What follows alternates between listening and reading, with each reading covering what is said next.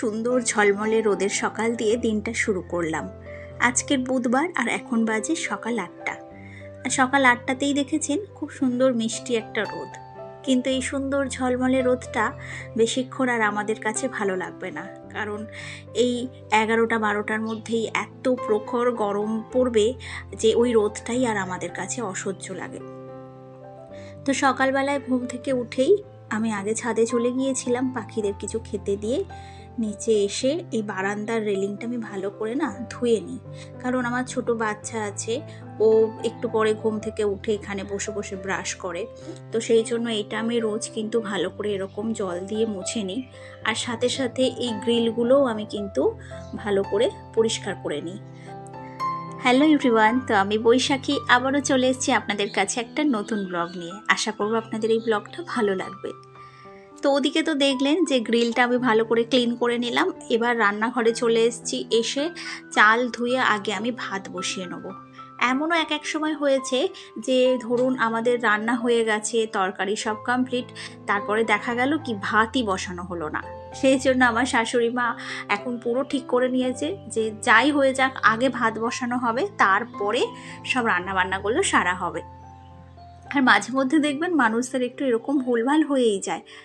তো এদিকে আমি ভাত বসানোর আগে যেখানে আর কি মশলার কৌটোগুলো রাখি সেটা আর কি ভালো করে একটু ক্লিন করে নিলাম, নিয়ে আর তারপর সব যেগুলো আমার হাতের কাছে লাগবে, যেগুলো আগে আগে রান্নার সময়, সেইগুলো সামনের দিকে রেখে যেগুলো এখন লাগবে না সেগুলো পিছনের দিকে করে দিলাম।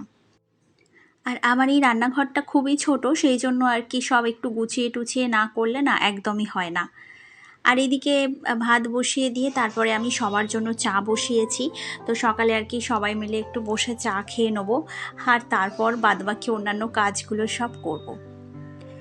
আর এদিকে আমার ছেলে তার খেলনাগুলো যেখানে সেখানে ছড়িয়ে ছিটিয়ে রাখে, তো তাই সব জায়গাটা দেখতে খুব বাজে লাগে। আমি যতই পরিষ্কার করি, 1-2 দিন ধরুন এই পরিষ্কার করলাম, তারপরে আবার দেখব কিছুদিন পরে ওগুলো আবার নোংরা করে রাখে। আর গেটের সামনেই এরকম অগোছালো হয়ে থাকলে দেখতে একদমই ভালো লাগে না।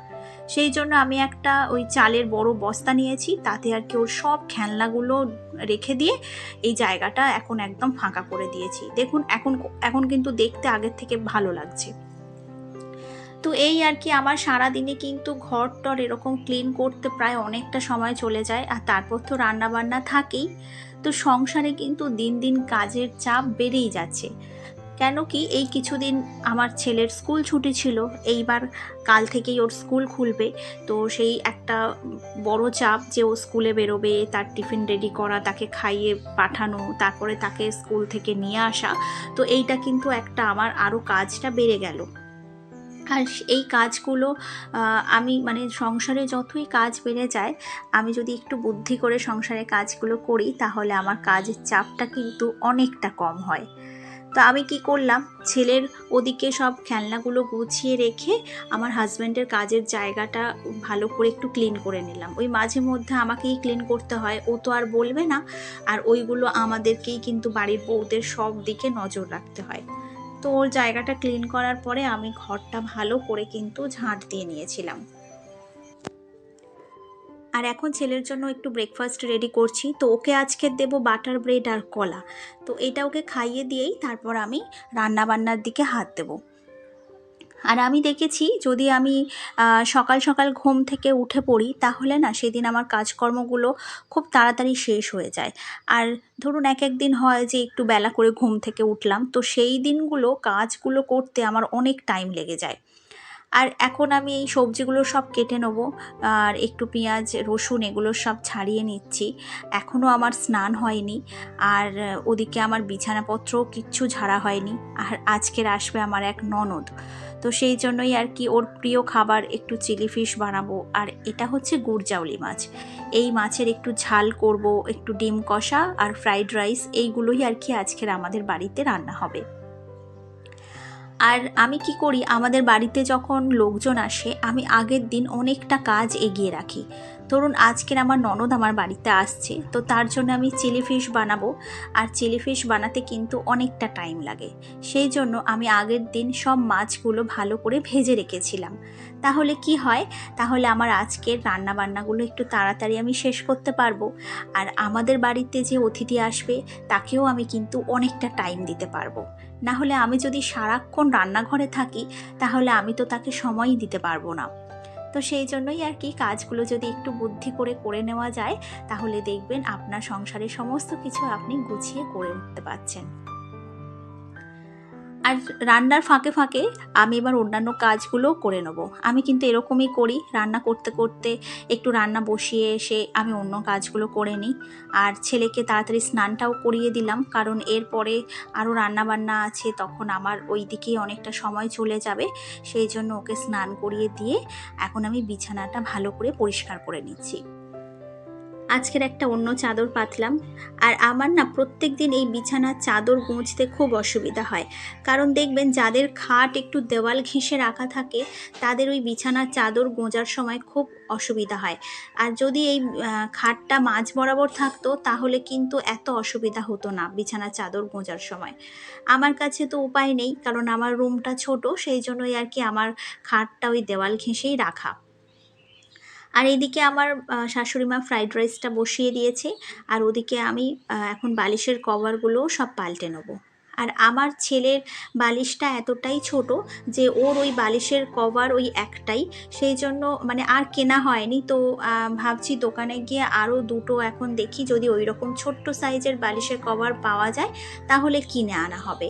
আর ওর বালিশের কভারটা আমি কি করি, যেদিন কাচি মানে ধরুন দুপুরবেলা কেচে দিলাম আর ওই রাতের মধ্যে শুকিয়ে যায়, তো আর রাত্রিবেলা আমি আবার বালিশের কভারটা পরিয়ে দিই। আর যেহেতু ওর বালিশের কভারটা এখন পরানো নেই, সেই জন্যই আর কি আমাকে বলছে যে তুমি আমার বালিশের কভারটা খুলে দিলে, আমার বালিশের কভারটা পরালে না, মানে ছোট ছোট মুখে এত সুন্দর কথা বলে যে সেগুলো শুনতে না খুব ভালো লাগে। আর তারপরে স্নান টান করে আমি এখন এই চিলি ফিশটা বসিয়েছি। আর এর মধ্যে আমার ননদও এসে গিয়েছিল, তো তার সাথে আর কি কিছুটা গল্প করছিলাম। আর আগের দিন যেহেতু আমি চিলি ফিশটা মানে মাছগুলো ভালো করে ভেজে রেখেছিলাম বলে আমার অনেকটা আজকের কাজের সুবিধা হয়েছে। আমি আগের দিন একটা ভিডিও দিয়েছিলাম যে আমি আমার ছোট্ট রুমকে কীরকমভাবে সুন্দরভাবে সাজিয়ে গুছিয়ে রাখি।